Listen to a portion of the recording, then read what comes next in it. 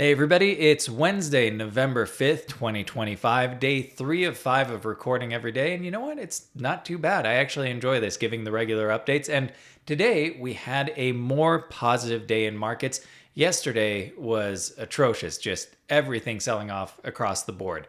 Hard assets, risk assets, flights to safety, everything was really selling. But markets rebounded today because Trump tweeted this morning, or actually overnight, and didn't tweet. It was a Truth Social post. So he truthed, I don't know what we call it, about the end of the filibuster and wanting to see the government shutdown end. Now, there's a whole other discussion to be had about the short-sightedness of ending the filibuster, but the political urgency and the overall prospect of the government opening back up and renewed fiscal activity sparked a wave of optimism across risk assets. So we are not in the clear yet in terms of the US government opening back up. And this enthusiasm could fade if that doesn't happen quickly and things drag on. And this could persist throughout November. So we have to be careful of corrections. And we'll look at the charts to see if we can get a sense for that. But just in terms of one aspect of the economic drag, on Friday, it's projected that as much as 10% of U.S. airspace could shut down just because of a lack of federal workers in the aviation sector. And if that continues and expands, just imagine more of the U.S. airspace shutting down and the sheer economic impact of something like that. But let's look at the charts and dive right in because there were some great names that moved today, some very interesting opportunities, and really a lot of the trades I was looking at getting out of yesterday, I have not acted on yet because it looks like things are going to continue to bounce a bit more.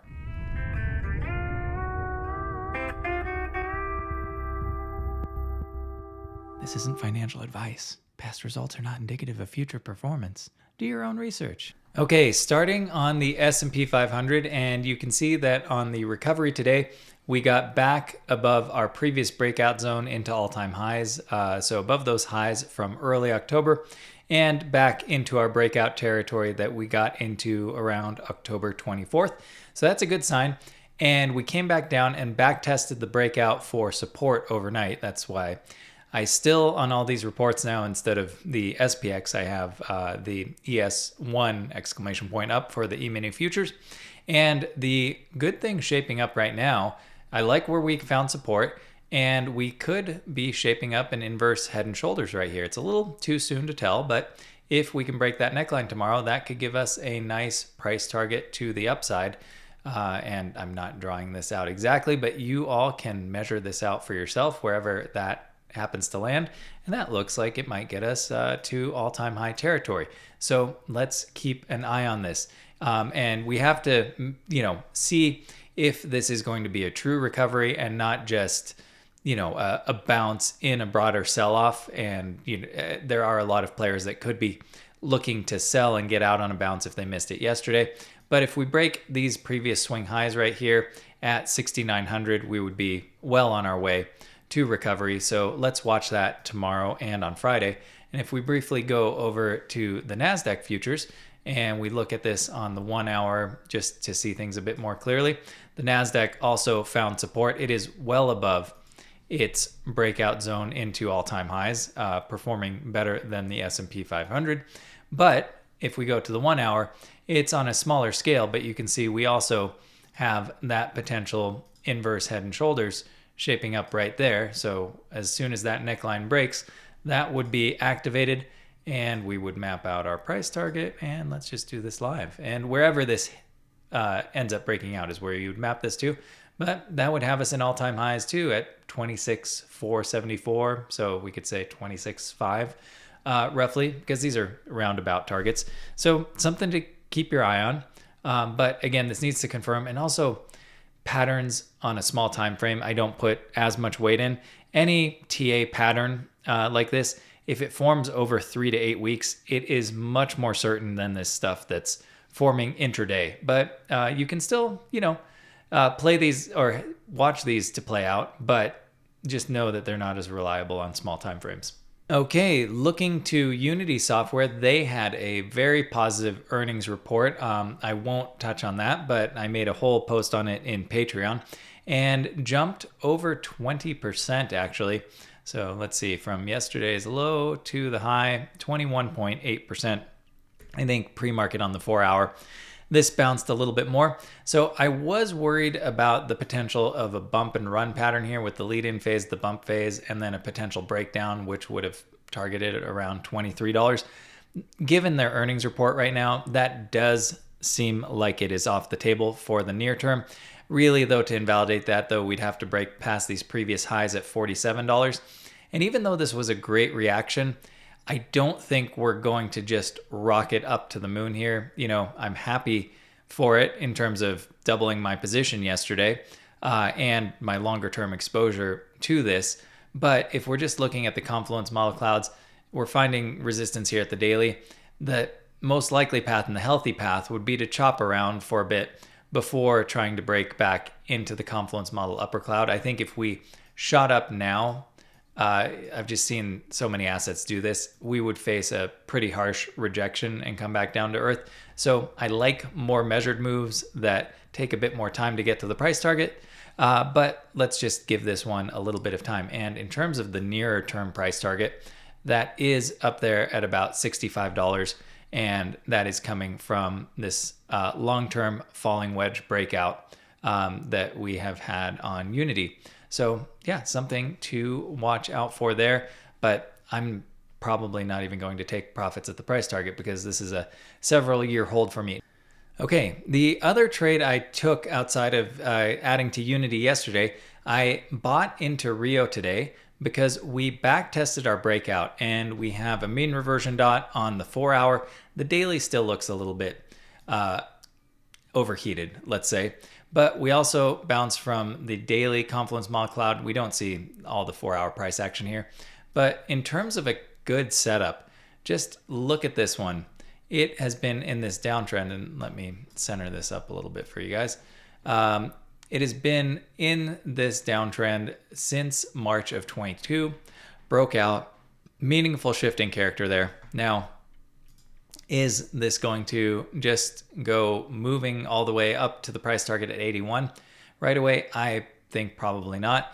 I would actually love to see, you know, a bunch of chop and weakness and let this build another base and then really take off for the next move. But it got me a starter position in this and gets me diversified in more metals plays. So I was happy for that. And I'm sorry for all the neck scratching. It is winter and snowy here now, and skin is dry, and I'm wearing wool, and it's itchy, and that's more than you need to know. But I feel like the Dave Chappelle sketch over here. So just wanted to address my neck scratching. All right, let's move on. Okay, the other trade I put on today was shorting OKLO, which seems a little bit risky on the 4-hour since we are bottomed out on mean reversion and RSI. But this is the setup I'm looking at. We have a clear inverse head and shoulders, and we broke down from it yesterday, and where we bounced up today and rejected was the confluence model center cloud. So you have to imagine there is going to be some more downside price action, even if it recovers and comes back up. But what gave me a little bit more confidence to give this short a try, and if we close multiple 4-hour candles back in the confluence model center band, of course I would say, okay, my thesis was wrong and I need to exit the trade. And shorting is riskier. It's 5 times harder than going long just because the market has a bias towards drifting up over time. But if we're looking at the daily has also broken back down into the confluence model center band. We didn't quite test that for resistance, but the mean reversion has a ways to go to reset on the daily, as does the daily RSI. That has not been to the bottom of the range since March and April of this year. So I would imagine this can drop a little bit more.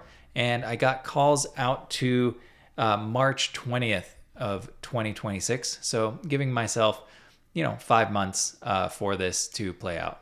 Okay, let's look to Tesla, which has not been quite as strong today, and we have the shareholder vote tomorrow. So I think that's really going to determine the future or the near-term future of Tesla for us. If you recall, I'm in some short expiry calls that I got into on this pullback right here.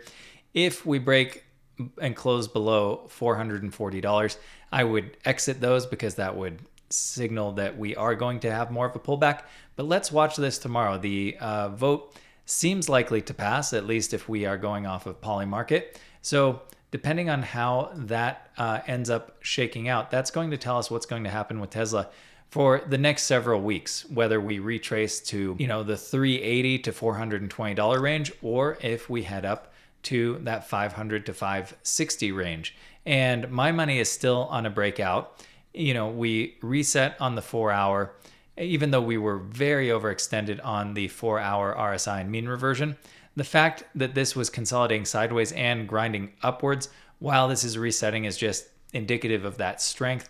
We are pushing towards the upper end of the clouds here. And on the daily, this is really my main guide. On the daily, we're in the confluence model upper band of the clouds. And we have to imagine that even if this comes back down to test this, that it's going to take another swing. We always see the price action take at least 2, sometimes 3 swings in a band. So that's where my money's on for Tesla. But let's see tomorrow. Oh, and we are holding this daily RSI uptrend quite nicely. So this can be a leading indicator for you too. If you are playing short term, just like I'm watching 440, if 440 fails, most likely this RSI level is going to fail too. So I used that on coin a few weeks ago to get out of a trade when the daily RSI failed. And that's proven, to be a reliable tactic. Okay, one I wanted to bring up that we haven't talked about in a couple of months is Rivian, and they had a pop on earnings today, and the company is bleeding money. The financials are horrible, but they do make a good looking truck and SUV.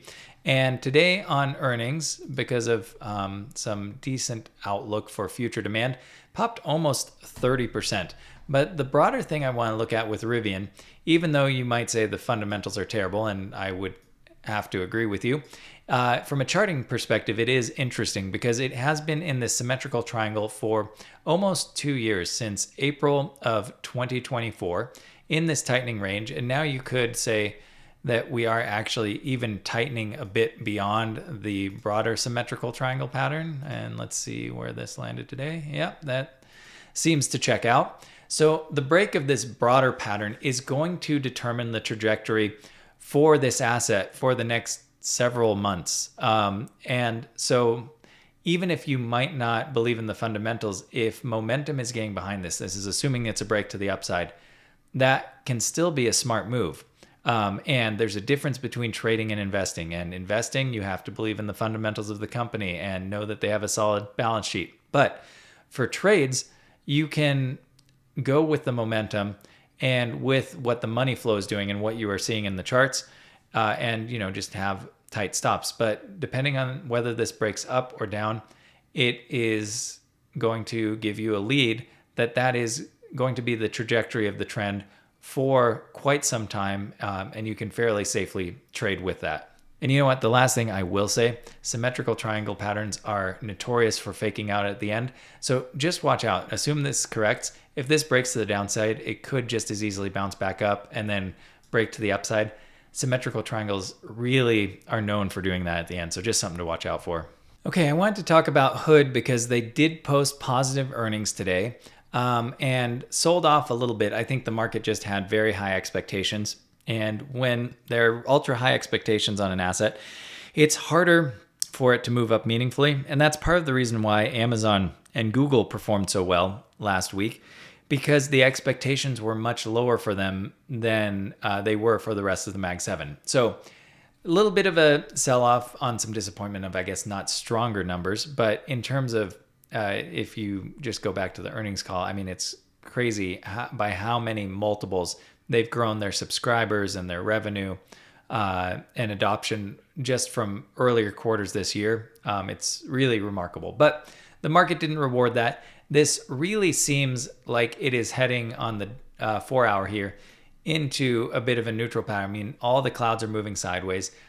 I would not be surprised if this is marked by a sideways chop for some time. And the question is what is it going to do on the broader time frames? Because the daily has been printing a bearish divergence for quite some time. This stock has run a ton, and we have, had our multiple swings in the upper band. So is this going to be able to sustain the move? I would say most likely not. It would actually be healthy to see this chop around and not do as much for a while. Maybe it can break out later. But yeah, let's keep our eyes on it. If we are treating this period from July over the summer as a flag and an extension, the 100% extension from this range would be all the way up at $183. So from where we are currently, that would be another 30% to the upside. But right now, in terms of the swings, we have not passed these highs from early October.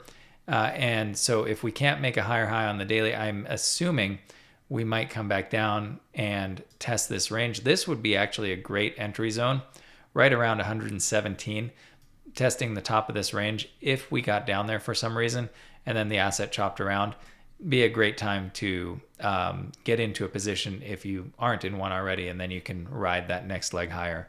Okay, one that looks interesting to me that I did not get an entry on was ARM. So ARM had been in this symmetrical triangle, broke out to the upside. I missed that, and it came back and it back tested it for support today before breaking away. And the extension target that we have right now, just in terms of a measured move from the lows that we saw in April and then this pullback, would be all the way up at $216.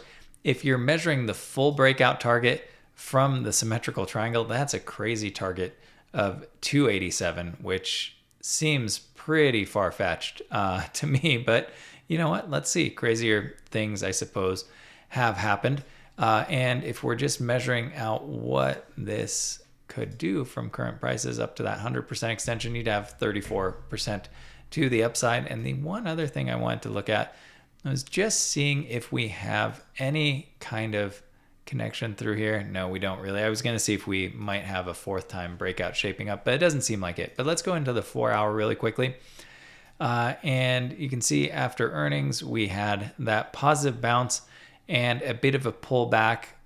So depending on where this is tomorrow, I mean, it clearly saw some selling, but it seems like a decent level to get in around 161 just to attempt a move higher. So one to keep your eyes on, because I like these kinds of back tests when you do get them. Okay, while there was strength in markets, the one thing that caught my attention today was that NVIDIA was selling off while the NASDAQ was going up. And if you map an overlay of the NASDAQ to NVIDIA, it is very rare that NVIDIA is selling off when the NASDAQ is going up. So that was a notable shift. And, you know, it's not enough to determine a trend. And we do have higher price targets for NVIDIA. But there was clear rotation. The one thing that is good in terms of where this stopped, it stopped right at this previous swing high at 194.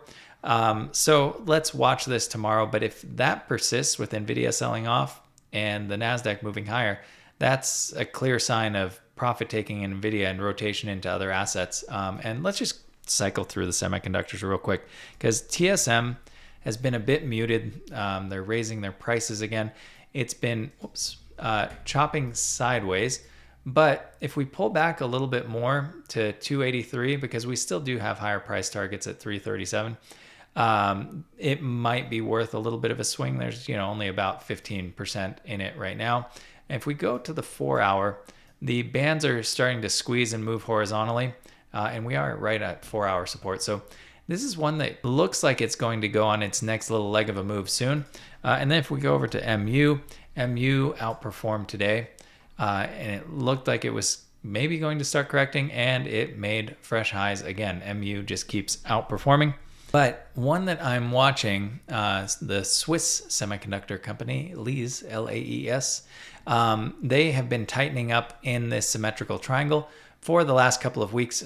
We already had one trade in it on this last run up that we got out of. But now, depending on which way this breaks, that's going to be a meaningful move. And I'm hoping for a break to the upside on this one, but one to watch, because we're going to find some resolution on this within the next few days. And you can see how this has deviated to either end, just like I mentioned earlier, with symmetrical triangles often doing that towards the end of the pattern. Okay, BBAI saw a bounce overnight on the 4 hour. This bounced perfectly from support, but that would be my invalidation point to get out of the trade right there as well. You can see this one as well from the massive symmetrical triangle. We deviated to the upside. Now are hopefully bouncing, and on the 4 hour, it looks like we're going to recover, but the daily could obviously pull back more. So risky one, but you can see that perfect bounce from support right there. But the real reason I'm here is to discuss Quantum and RGTI and QUBT with earnings tomorrow. So on the 4-hour, these are oversold. We do have a bit of a hidden bullish divergence. Well, nah, not quite. Equal bottom. Anyway, this is either going to find support here or these are going to break down more meaningfully. So keep your eye on the quantum space because this is this previous consolidation zone at 33. If this is going to go on another run higher, this is where you would want it to form its base. If we go to the daily just to see if that can give us a lead on anything, we're bouncing at a good fib level at the 382 there, and we are bouncing at the confluence model center cloud here from the daily. So really, yeah, just watch this one. If it bounces away, it's most likely going to go on another run higher, and if it breaks down, then it's going to need some more time. And it will probably correct, honestly, all the way down to 22 wouldn't surprise me with how much these move. And then that would be another good entry to scout there on RGTI. And QBTS, this one is interesting because they have earnings tomorrow. And we'll look at QUBT as well. And they're also one of the leaders in the space, D-Wave, in terms of just how large they are. This one is in a very similar position in terms of finding support at the daily confluence model center band. So based on earnings tomorrow, they're either going to bounce, maybe bring the rest of the space with them, or the space in its entirety is going to break down. So I'm watching for that. And then for QBTS, I'm looking at about $20, this previous consolidation range high for a potential entry. And then QUBT, this one is a curious one because it didn't run as aggressively with the rest of the space and has been much more muted and is now right on support in terms of the 200-day moving average. We have this underside support from a trend line here on our symmetrical triangle. So this looks very similar to me to what we just looked at with BBAI in terms of the symmetrical triangle, breaking to the upside, deviating, and coming back down to test the lower band for support. So exact same setup as BBAI. If this breaks down, if you're getting into the trade, that's where you get out of it. And if this bounces here, you have to assume that this is going to continue to make a new attempt at breaking this local range of highs, and then we can map out a price target from there. But one to watch. Okay, Bitcoin, I think the analysis here is really simple. We saw a good bounce. We didn't quite get to our support line. Look at the time analysis we did yesterday. If you didn't check out yesterday's video, check out the end of the Bitcoin section. The time analysis is really interesting. And if we don't see a resolution by next week sometime, I imagine that's going to have us breaking down from this trend line, and then we have to make more defensive plans. But my hope is that we set a bottom between Monday and Saturday of next week based on the time analysis we discussed and are able to mount another move higher. Now, good bounce, but this has some work to do. And I would say the level we really need to get above is at about 106 as a first line in the sand. Actually, I'm sorry, 107 would be more ideal. All these previous lows, you could say, all right, that's already getting us there at 106, but I would like to see us break that past these previous lows at 107,300. So a little bit of work to do there for Bitcoin. If we draw out some fib levels from the overall range we've been in, so that low that we saw in June, you can see that we just wicked up to the 104.7 level here. Let me just expand that a little bit, and rejected from that zone. So that's our first little hurdle, and then that 107,000 to recover would be the next hurdle after that. And then obviously we have to watch the dynamic moving averages of the confluence model center cloud as well. Okay, if we look to Solana, which we talked about yesterday, breaking down more past these previous swing lows at 156, which would have been ideal to hold, but we bounced and pulled back right into resistance today based off of a lot of these previous lows and highs. So right now, getting above 162 is going to be our next hurdle, and a lot of these are ranges. So 156 to 162, and that's a range right there. And then really breaking below these previous swing bottoms at 174 would be our next hurdle on the road to recovery for Solana. And then beyond that, just because this one did break down from a major 7-month uptrend, now watching this horizontal line as potentially playing resistance, that's going to be something to watch for overhead, and will probably come in right around the 200-day moving average wherever we intersect that. All right, that's it for the major charts. We just have a couple more that I'm watching tomorrow for earnings.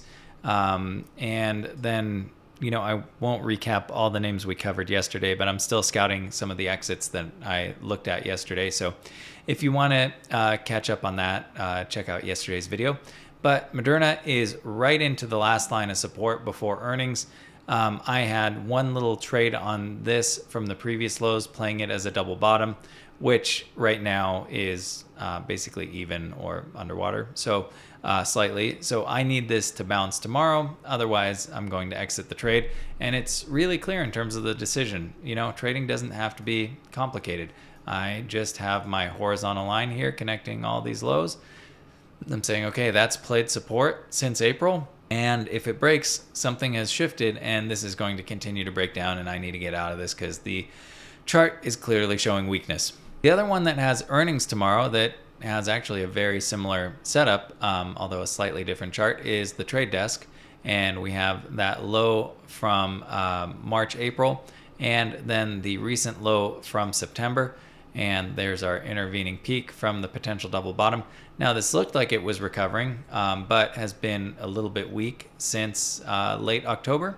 So let's see what it can do, and if this one can finally find its footing again on earnings. If this breaks down and we have a bear flag on our hands, which from this drop down, if you would have measured this out as a bear flag, I think it was putting you at around $13. Would not be a pretty price target. But at that point, that would most likely be a fantastic value trade just to hold for a bit. Okay, the other one that has earnings tomorrow is Iris Energy, or IREN. And this name has been strong, breaking into new all-time highs, front-running earnings tomorrow. So either someone knows something or there is too much hype in this space, but this is going to be a really interesting one to watch.